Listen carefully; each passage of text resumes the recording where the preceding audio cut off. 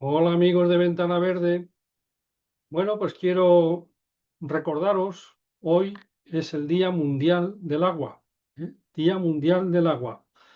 Eh, en el año 2008, la Asamblea de Naciones Unidas decretó el 8 de junio como fiesta para celebración y conmemorar el Día Mundial del Agua, por la importancia que tiene actualmente el agua. El agua, si no hay agua, no hay vida.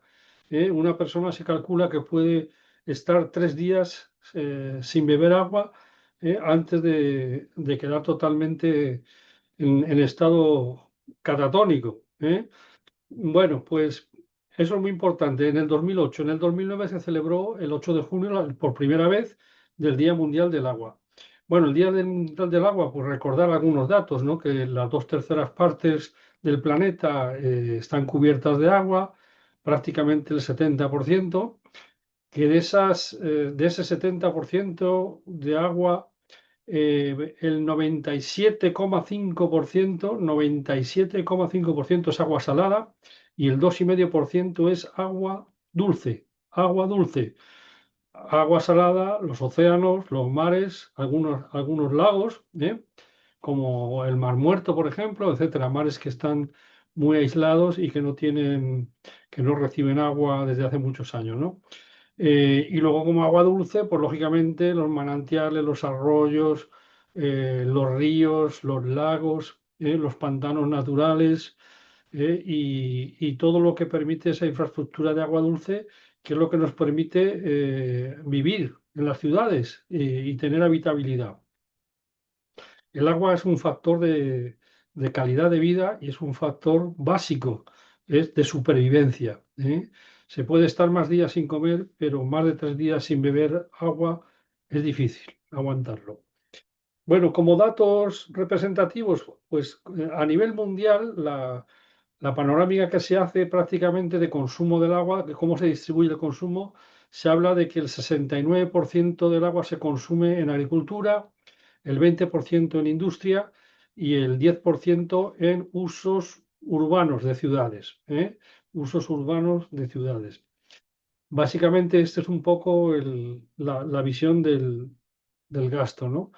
En cuanto al precio del agua, pues bueno, pues es importante ver que hay unas diferencias muy grandes, ¿no? El precio medio está en 1,92 €, el más barato está en Castilla-León en 1,12 euros por metro cúbico y el más caro está en Cataluña en 2,22 euros por metro cúbico. Fijaros la diferencia tan enorme. Pero la media nos quedamos con el 1,92 euros metro cúbico. Otro de los temas importantes a la hora de determinar, por ejemplo, ese 10% que prácticamente se gasta en abastecimiento de las ciudades, pues hay que tener en cuenta que cuando va los suministros de uso doméstico, ese agua lo utilizamos. Una vez que se ha utilizado, se manda otra vez a la red para que vaya a una depuradora.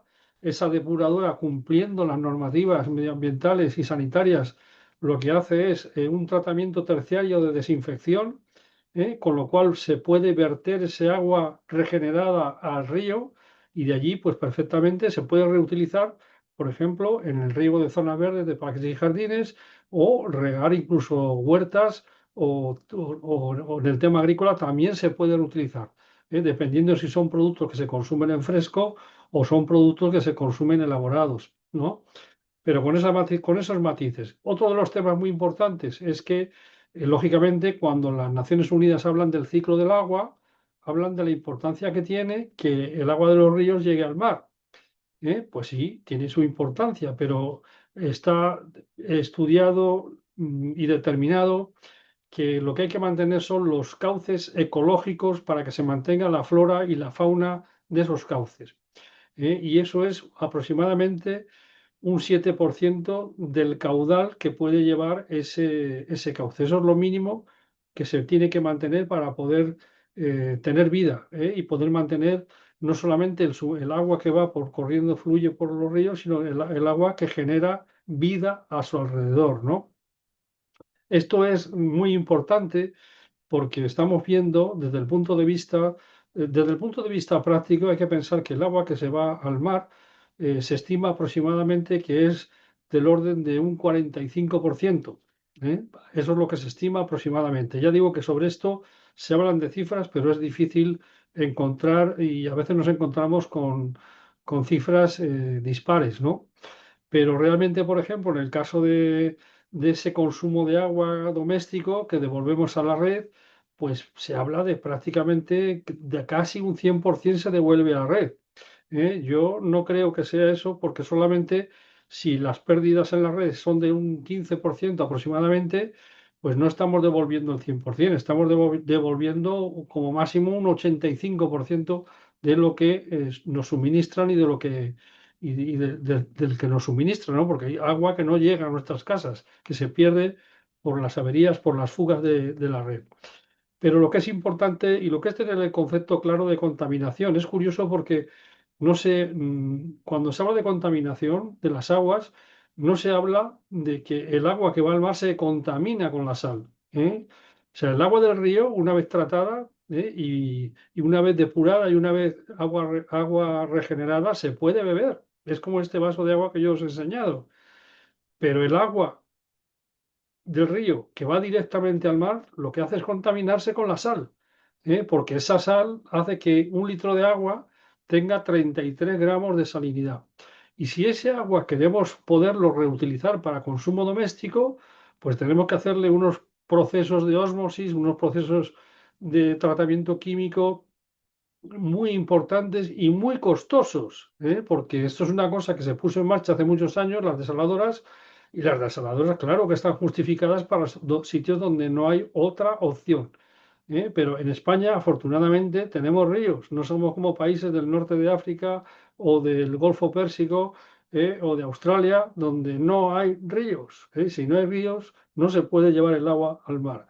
Entonces, eso es muy importante tenerlo en cuenta y hay que tener en cuenta que lo primero son las personas, siempre las personas. Históricamente, los romanos, cuando hace más de 2000 años llegaron a España, a lo que era Iberia, la península, lo primero que pensaban y buscaban un sitio donde hubiera cerca posibilidades de tener agua y montaban la ciudad en un alto por defensa, para poderse defender y por seguridad, por si había inundaciones, porque ya sabían los romanos lo que eran las inundaciones.